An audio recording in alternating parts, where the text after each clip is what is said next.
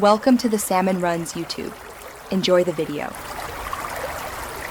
You start by getting iTunes ready and connecting the device so you can remove screen time settings.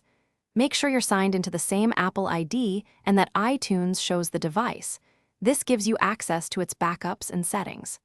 Once connected, initiate a full backup to preserve data because you'll be editing restrictions and potentially restoring settings. Doing this first avoids loss and lets you revert if any step fails, so don't skip the backup. Now proceed to the managing tools inside iTunes. Now you access iTunes device summary and focus on backups and preferences to remove screen time. Choose an encrypted backup if you want saved passwords and screen time tokens. That increases recovery options. If a screen time passcode exists, extract or note it from the backup using a trusted method. This directly lets you change settings without a full restore.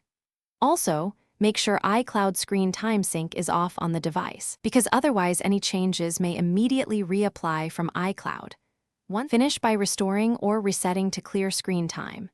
If you have a backup from before restrictions existed, restore that backup in iTunes to remove the passcode and limits.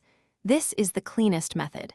If no such backup exists, restore to factory settings and set the device up without enabling screen time, then selectively restore data from your backup.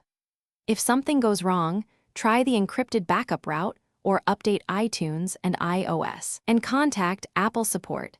These are the key troubleshooting steps to recover control.